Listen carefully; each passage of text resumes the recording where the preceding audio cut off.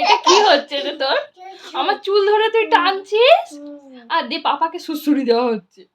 হ্যাঁ, এটা আমার মাথায় কি সিন হয়েছে?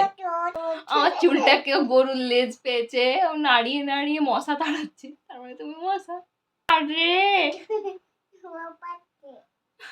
ও মা গো, চুল ধরে টানছি গো।